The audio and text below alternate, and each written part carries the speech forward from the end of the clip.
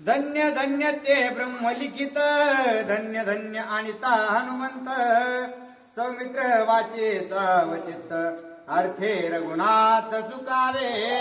रामचंद्र भगवान की जय. आता असणाऱ्या त्या ठिकाणी कालच्या अध्यायाच्या ठिकाणी जे ब्रह्मदेवानं लिहून दिलेलं पत्र आहे ते पत्र असणारं त्या ठिकाणी लिखाण केलेलं लक्ष्मणजी वाचू लागलेले आहेत. स्वतः प्रभू रामचंद्र असणारे ते ऐकू लागलेले आहेत आणि सर्व वानरसेना काय काय हनुमानजीने असणारे ख्याती केलेली आहे ती सर्व असणारी एकाग्र चित्ताने ऐकू लागलेली आहे. सौमित्र वाची ब्रह्मलिखित, ऐकता पवित्र केचा अर्थ, पत्रिकेचा अर्थ, श्रीराम स्वानंदे डुलत, हनुमंत चरित्र परिसोनी. आता ज्या वेळेस असणारे लक्ष्मणजी ते वाचू लागलेले आहेत काय काय ख्याती असणारी हनुमानजीने केलेली आहे.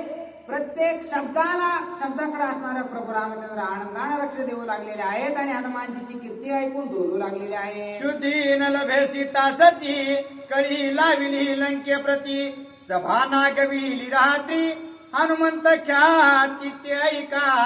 कशा प्रकारची ख्याती असणारी हनुमानजीने लंकेमध्ये केलेली आहे काय काय केलेलं आहे ते सावधान चित्ताने ऐका. हनुमंताच्या चरित अचळ समूळ समस्त, ब्रह्मयाने लिहिले ब्रह्मा लिखित, सावचित्त अवधारा. आणि जे काही पराक्रम असणारा त्या ठिकाणी हनुमानजीने केलेला आहे तो असणारा साध्या सुध्या माणसाने कोणी लिहिलेला नाही तर स्वतः ब्रह्मदेवाने असणारा पत्रामध्ये लिहून दिलेला आहे. ऐका. गुप्त राहोनी नगरद्वारी, वानर चेष्टा नाना परी, कलहो लाविला निशाचरे, कपे कुसरिती ऐका. आता कशा प्रकारे गुप्त राहून अख्ख्या लंका असणारे पेटवण्याचं कार्य हनुमानजीने केलेलं आहे. ऐका.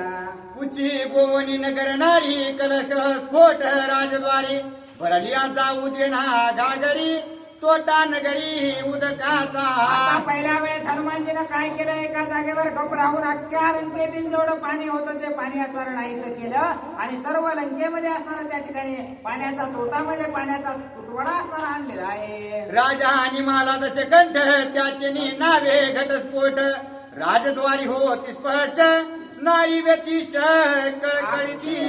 नगरी असणारी राजा रावणाच्या नावानं मोठमोठ्याने बोबा करू लागली की आमचा राजा मेलेला आहे म्हणूनच असणारा आम्हाला पाण्याचा तुटवडा येऊ लागलेला आहे. गजारूढ गजपती, त्या गजाची कुंतली गती, मागील महामत्त हस्ते आणि त्याप्रते संग्रामा.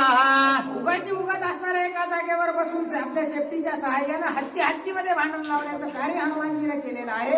अशा प्रकारचं गज आदळ तातड फडती, विरह रगडले फडती, राजद्वारी ऐशारी ती, कला प्राप्ती कपिपूचे.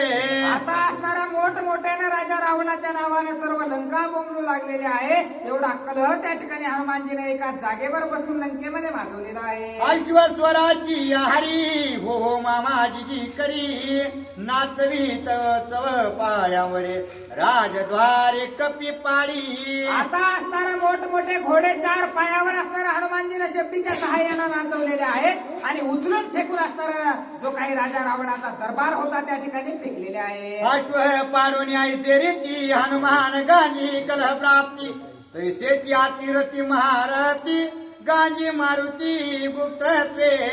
अशाच प्रकारे प्रत्येक जणाला मार देण्याचं कार्य हनुमानजीने लंकेमध्ये केलं परंतु कुणाच्याच असणाऱ्या निदर्शनास हनुमानजी लवकरात लवकर आले नाहीत. अशा प्रकारचं ब्रह्मपत्र लक्ष्मणजी वाचत आहे. पुढील मल्हाची शेंडी ओढी, मागील मल्ल त्यावरी पाडी, मल्ल विद्या कडोविकडी, केली बापोरी हनुमंते. हनुमानजीने त्या ठिकाणी कुस्त्या सुद्धा एवढ्या भयानक केल्या की एक कुस्तीवाला उचलायचा दुसऱ्याच्या अंगावर आदळायचा, याची शेंडी वाढायची त्याचा हात वाढायचा आणि त्यांच्यातच भांडणं लावायची. अशा प्रकारची ख्याती हनुमानजीची आहे. मल्लाती बळे उन्मत्त परस्परे, कलहो होत हनुमंते करो निघाते, पाडीले कुंठत राजद्वारी. आता ज्या वेळेस एकमेकांमध्ये भांडणं लागू लागलेले आहेत मध्येच हनुमानजी घुसू लागले आणि अशा प्रकारचा मार असणारा त्या कुस्तीकरांना देऊ लागले.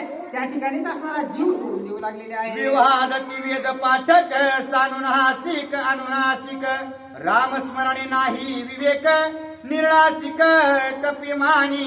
आता त्या ठिकाणी असणारा बिना नाकाचे नकटे अशा प्रकारचे ते राक्षसांना हनुमानजी समजत होते आणि जे वेद पाठक आहे जे वेदाचं सुद्धा वेद अध्ययन करतात त्यांच्यात सुद्धा भांडण लावण्याचं कार्य हनुमानजीने केलेलं आहे. अकस्मात उपपत्ती विद्वांसी विवेक युक्ती नामस्मरणे नाही मते माने मारोती भूभार. आता जे असणारे प्रभू रामचंद्राचं नामस्मरण करत नाहीत ते असणाऱ्या जमिनीला भार आहे, त्यांना जगून सुद्धा काहीच फायदा नाही. म्हणून या सर्वांचा घात हनुमानजीने केला. प्रधान गर्व्याती सन्मानी बैसुनी येता सुखासनी हनुमान अत्यंत विंदानी भोयांचे काने भोवंडी पुच्छ. आता असणाऱ्या त्या ठिकाणी अतिशय थाटामाटामध्ये जे राजा रावणाचे प्रधान होते ते मोठे गुरमीत येऊ लागलेले होते. त्यावेळेस ज्या असणाऱ्या पालखीमध्ये ते बसून येत होते, जो पालखी असणारा चालवणारा भुई आहे त्याच्या नाकात शेपटी घालायची आणि त्या असणारा जो काही त्यामध्ये बसून आलेला आहे त्याला जमिनीवर पाडायचं. अशा प्रकारचं कृत्य हनुमानजीने केलेलं आहे. होई ओसरतातच कोणी दूर आदळता धरणी धुळी निघालीचे वदनी दंत भगनी कुंठत. प्रधान असणारा पालखीमधून पडले की असणारा तोंडावर पडायचे, दात पडायचे, तोंडामध्ये माती जायची, अशी दुरावस्था हनुमानजीने त्या ठिकाणी सर्व राजा रावणाच्या प्रधानांची केलेली आहे. रायापासी अति सन्मान त्यासी राजद्वारी अपमान हसताती लंकेचे जन तेने प्रधान क्षोभले. या प्रधानांना अतिशय राग येऊ लागला, कारण राजा रावणाच्या दरबारामध्ये मोठा मान पान त्यांना मिळत होता, परंतु लंकेमध्ये असणारी दुरावस्था सर्व गल्लोगल्लीमध्ये त्यांची झालेली पाहून ते रागा असणार करू लागलेले आहेत. सकृत भात्य चौशेरी उंचवरान भोजन घरी आमासी पाळले राजद्वारे सुबद्ध माई भोयांते. आता जे भोये आहेत त्यांना सुद्धा असणार त्या ठिकाणी सळो की पळो अशी अवस्था लंकेमध्ये हनुमानजीने केलेली आहे. होई म्हणती ऐका मात व्यर्थ का करा आमुचा घात सीतेने सोडीला पुच्छ केत दंत भग्नार्थ तेन्यामा. आता असणाऱ्या उगाच त्या प्रधानांना राग येऊ लागलेला आहे. राग आला म्हणून उगाच तिथं जे भोये आहेत त्यांनाच मारायला उठू लागले.